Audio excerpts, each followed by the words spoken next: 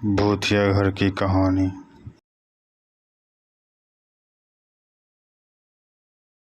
बहादुरपुर नाम के एक शहर में एक बेहद पुराना घर था।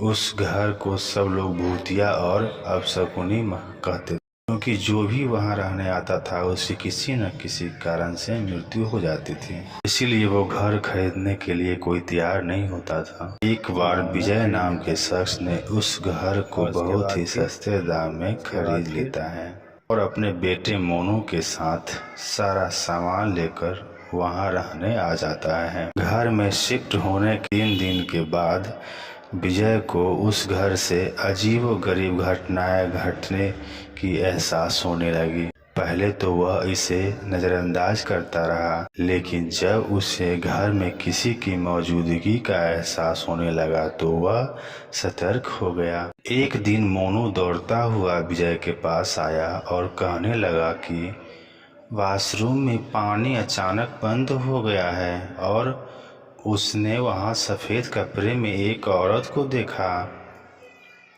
इतना कहते कहते मोनू अचानक चुप हो गया और विजय की ओर उंगली दिखाते हुए कहने लगा, पापा वो औरत आपके पीछे खड़ी है। इतना कहकर मोनू ने डर से चीखने लगा।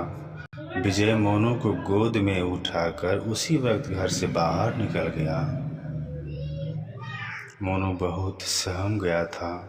वो उसका डर भगाने के लिए विजय ने उसके लिए एक कुत्ता खरीदा और उसे साथ लेकर तीनों घर वापस आ गए। एक रात जब बहुत तेज बरसात में जब अचानक घर की बिजली चली गई, विजय के घर की बिजली अचानक से गुल होने लगी। तब विजय घर से बाहर निकला और आसपास देखने लगा कि सभी घरों में बिजली है, केवल हमारे घर की। तब उसे कुछ डाउट हुआ और फिर वह अपने घर आया और अपने बेटे को लेकर पावर हाउस की तरफ निकल। पावर सप्लाई में कुछ गड़बड़ी हुई होगी।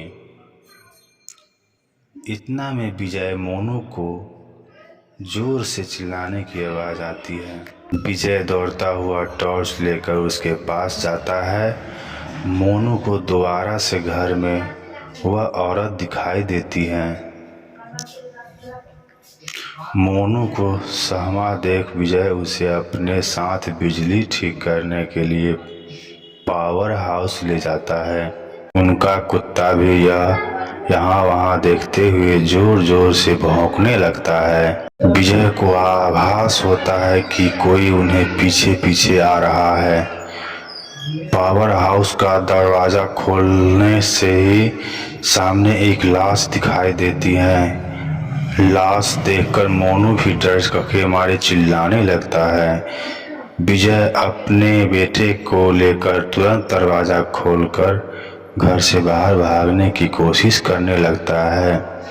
घर से बाहर निकलने हुए अचानक विजय का पांव दरवाजे के पास बनी लकड़ियों की सीढ़ी में फंस जाता है। वह पांव बाहर नहीं निकाल पाता है। मोनू अपने पापा को बार बार चीखने की कोशिश करता है। मोनू अपने पापा को बाहर खींचने की कोशिश करता है, लेकिन काफ़ी प्रयास करने पर भी वह विजय को बाहर नहीं निकाल पाता। कोई उपाय न सूझने पर मोनू अपने कुत्ते को लेकर वापस घर के अंदर चला जाता है और दरवाज़ा खुद बंद हो जाती है। वहाँ विजय भी करीब 15 मिनट तक मशक्कत करने के बाद अपना पांव बाहर निकालने विजय दौड़ता हुआ घर के अंदर जाता है और चारों ओर मोनू की तलाश करता है। लेकिन उसे ना तो मोनू और ना ही कुत्ते का कुछ पता चलता है। बहुत ढूंढने पर भी जब दोनों नहीं मिलते तो विजय हार मान लेता है। उसके बाद दोबारा मिलने की आस में वहीं रहने लगता है। इस कहानी से यही सीख मिलती है कि हमें किसी चीज़ की भी खरीदारी करने से पहले उसकी जांच पड़ताल अच्छी तरीके से कर लेनी चाहिए।